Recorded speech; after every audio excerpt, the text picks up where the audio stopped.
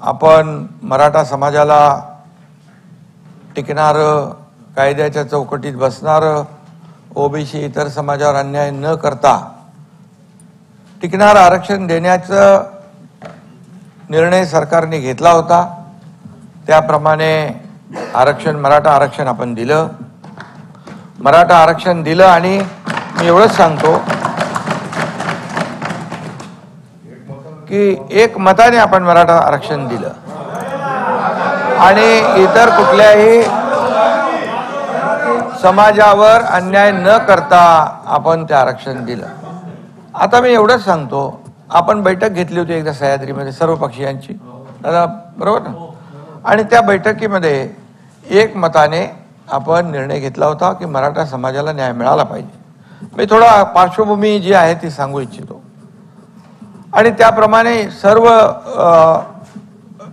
पक्षाचे नेते आणि आपण एक मताने ठरवलं की इतर कुठल्याही समाजाला धक्का न लावता आपण मराठा समाजाला आरक्षण द्यायचं। ते आरक्षण आपण दिलं।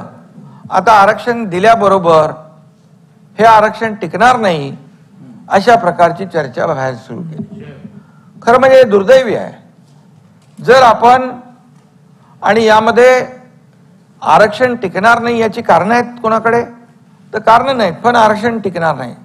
माझं सभापती महोदया या सभागृहाला देखील सांगणं आहे की गेले अनेक वर्ष मराठा समाज आरक्षणासाठी मागणी करत होता। अनेक आंदोलनं झाली, 56 मोर्चे, लाखांचे मोठे मोर्चे या मुंबईमध्ये झाले, अतिशय शांततेने झाले आणि ते मोर्चे शिस्तबद्ध पद्धतीने झाले। त्या मोर्चाची कोणी टिंगल चेष्टा केली हा विषय मी आज बोलत नाही, परंतु एवढ्या शिस्तीने मोर्चे निघालेले संपूर्ण देशाने जगाने पाहिले आणि मराठा समाज संयमी आहे, मराठा समाज शिस्तीने वागणारा आहे अशा प्रकारचं त्यांच्या त्या मोर्चांमधून त्यांनी स्पष्ट करून दिलं। आता या आरक्षण देत असताना मनोज जरांगे पाटील यांनी मराठवाड्यातल्या कुणबी प्रमाणपत्र ज्यांच्या नोंदी जुन्या आहेत त्यांना कुणबी दाखले मिळत नाहीत अशा प्रकारची मागणी केली। मी आपल्याला सांगू इच्छितो सभापती महोदया, जवळपास संपूर्ण या आपल्या राज्याची यंत्रणा, मराठवाड्याची यंत्रणा कामाला आपली लागली। प्रत्येक जिल्ह्यामध्ये एक विशेष कक्ष स्थापन केला। 2-2.5 लाख लोक काम करत होते आणि ज्या नोंदी सापडत नव्हत्या त्या सापडू लागल्या। ज्या नोंदी, त्याचा कायदा होता पूर्वीपासून, मराठा समाजाच्या नोंदी असतील तर त्यांना प्रमाणपत्र मिळालं पाहिजे 1967 पूर्वीच्या, ते आम्ही सुरू केलं। त्यानंतर आणखी त्यापुढे जाऊन आपण जस्टिस शिंदे समितीला हे काम दिलं। जस्टिस शिंदे समिती इतक्या म्हणजे बारकाईने त्याच्यावर काम करत होती की मनोज जरांगे पाटील स्वतः म्हणाले की जस्टिस शिंदे समितीचं काम अतिशय उत्तम आहे आणि यांना आणखी आपण मुदतवाढ दिली पाहिजे। मग तेलंगणा, हैदराबाद या ठिकाणचे देखील जी काही रेकॉर्ड्स आहेत जुनी, ती रेकॉर्ड जसं जसं ते सांगत गेले तसं तसं आपण त्या ठिकाणी करत गेलो, हे मी मुद्दाम सांगतो।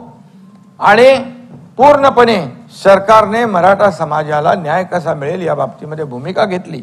भूमिका घेत असताना जरांगे पाटील यांनी पहिलं कुणबी नोंदी ज्या जुन्या आहेत तो कायदा आपला आहे, 2000चा कायदा आहे, 2012चे रूल्स आहेत, 1967 पूर्वीचे जे काही दाखले आहेत, नोंदी आहेत, त्यांना आपण ब्लड रिलेशनला यामध्ये आपण द्यायचा निर्णय घेतला। त्याप्रमाणे प्रमाणपत्र देऊ लागलो। त्यानंतर मनोज जरांगे पाटील यांनी दुसरी मागणी या ठिकाणी केली की सरसकट पाहिजे। सरसकट हे आरक्षण प्रमाणपत्र हे देताच येणार नाही। त्यांना सांगितलं कायदेशीर हे टिकणार नाही, कायद्याच्या कसोटीवर टिकणार नाही। अनेक लोक कोर्टात गेले होते, त्यांचे सहकारी देखील कोर्टात गेले होते, परंतु कोर्टाने ते फेटाळलं, रिजेक्ट केलं। आणि म्हणून आम्ही त्यावेळेस असं इतिहासात पहिल्यांदा झालं, 3 निवृत्त न्यायाधीश आम्ही तिकडे पाठवले आणि त्यांना ज्या काही चर्चा होती ती चर्चा केली। त्यानंतर मग दुसरा विषय आला, हे गेल्यानंतर मग सरसकट नंतर सगळे सोयरेचा विषय आला। त्याच्यानंतर मराठवाड्याची व्याप्ती सोडून अख्ख्या राज्याला तुम्ही कुणबी प्रमाणपत्र द्या, कुणाची मागणी नव्हती। त्यांचं म्हणणं होतं आम्हाला मराठा आरक्षण पाहिजे, इतर लोकांना मराठवाड्यामध्ये कुणबी प्रमाणपत्र पाहिजे, हे मिळत नव्हते, ते मिळू लागले। आणि इतर मराठवाडा सोडून ज्या लोकांची मागणी होती आम्हाला मराठा आरक्षण मिळालं पाहिजे. आता मराठा आरक्षण म्हणजे मागण्या त्यांच्या कशा बदलत गेल्या, म्हणजे यामध्ये नंतर मग ओबीसी मध्ये द्या. मराठा आरक्षण 10% आपण जे दिलं, मराठा आरक्षण 10% दिलं, हे कायद्याने दिले, आपण कायद्याने दिलेलं आहे आणि कायद्याच्या कसोटीवर टिकणारं आरक्षण आहे. सुप्रीम कोर्टाने देखील त्याच्यामध्ये एक विंडो ठेवली होती, पॅरा 550. मी मागच्या वेळेस ते या सभागृहात सांगितलेलं आहे.